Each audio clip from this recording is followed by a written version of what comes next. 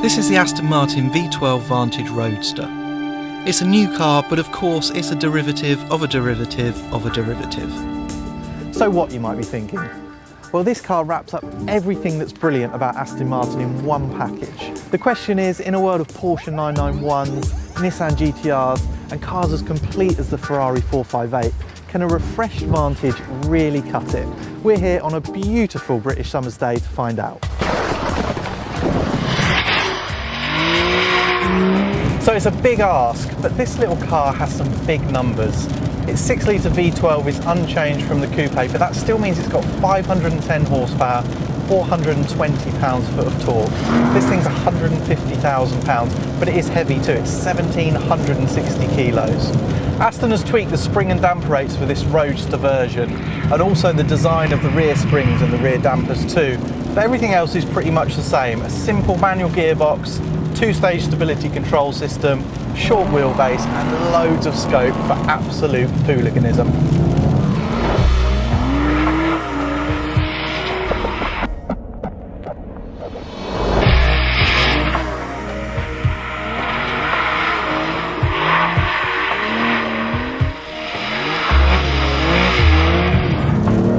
This thing might not have the grip, the traction of something like the new 911, which I guess is the much more affordable but rational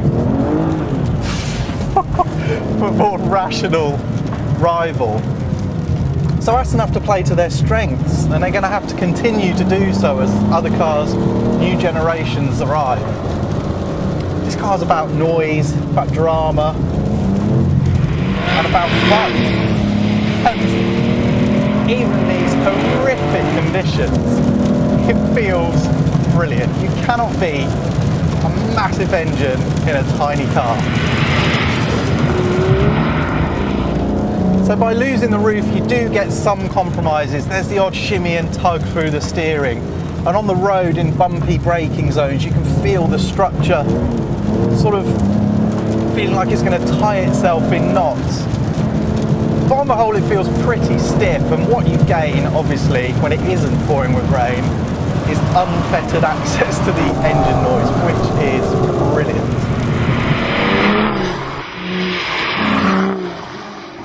So you lose a little bit in the detail,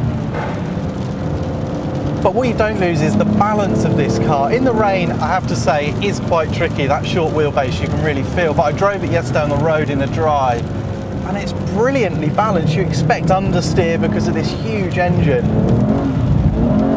but you just don't find it. It's really, really sweetly balanced. Maybe the V8 has slightly better control on turning, but talking fine margins, and actually you sort of expect this thing to just be a hot rod, but it's a lot more than that. It's a really, really good driver's car, and you can just do what you want with it. It's brilliant fun.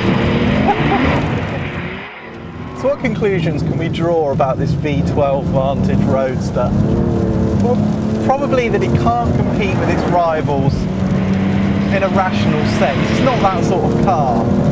It's just about the noise, the drama, the fact that you're in an Aston Martin. It's a special little car. It's more special, I think, than DBS or Virage. There's something just really cool about having a V12 in this little shell. It is mega, mega fun.